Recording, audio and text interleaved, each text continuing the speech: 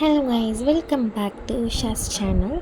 So இந்த வீடியோவில் என்ன பார்க்க போகிறேன் அப்படின்னா, ஸோ மேலே வந்து ஒரு மினி கார்டன் மாதிரி வச்சுருக்கோம். ஸோ அதில் என்னென்ன ஹார்வெஸ்ட் பண்ணியிருக்கோம் அப்படின்றத பார்க்க போகிறோம். ஸோ ஃபர்ஸ்ட்டு வந்து ப்ரிட்டியாக இருக்கக்கூடிய ரோசஸ்லாம் வந்து நிறைய இருந்துச்சு.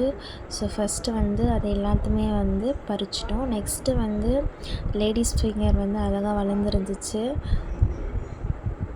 ஸோ அதுவுமே வந்து ஹார்வெஸ்ட் பண்ணிவிட்டு, நெக்ஸ்ட்டு வந்து ஒயிட் கலரில் இருக்கக்கூடிய ப்ரிட்டியாக இருக்கக்கூடிய ஃப்ளவர்ஸ், அப்புறம் எல்லோ கலர்.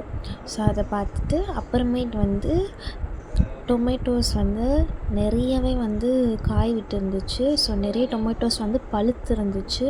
அப்புறம் இன்னுமே வந்து பூவெலாம் வந்து விட்டுருந்துச்சு. ஸோ எனக்கு தெரிஞ்சது வந்து தக்காளி வந்து வளரக்கூடிய சீசன் நினைக்கிறேன். ஸோ வந்து தக்காளி வந்து இப்போ பறிச்சிருக்கோம். ஸோ அதை வந்து வீடியோ எண்டில் வந்து காட்டுறேன்.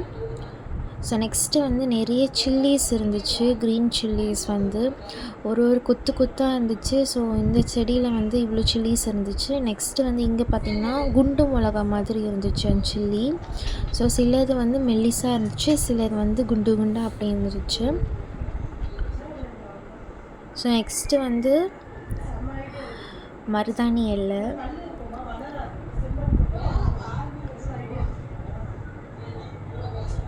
அப்புறம் நிறைய பூ விட்டு இருந்துச்சு சில்லிஸு. இதோ பாருங்கள், அவ்வளோ நீட்டாக அழகாக இருந்துச்சு. ஸோ இதுவுமே நான் வந்து ஹார்வெஸ்ட் பண்ணியிருந்தோம்.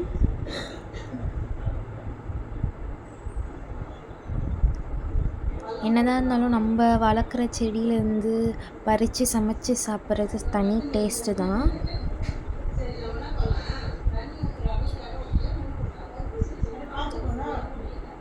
ஸோ நெக்ஸ்ட்டு வந்து கொத்தரங்காய் வந்து ரெண்டு காய்ச்சிருந்துச்சு. ஸோ இதுதான் வந்து ஃபைனலாக வந்து பறிச்சிருந்தோம். ஸோ பெரிய தக்காளிஸு, மிளகா. ஸோ இந்த வீடியோ பிடிச்சிருந்தால் லைக் பண்ணுங்கள், ஷேர் பண்ணுங்கள், கமெண்ட் பண்ணுங்கள், சப்ஸ்கிரைப் பண்ணுங்கள். தேங்க்யூ.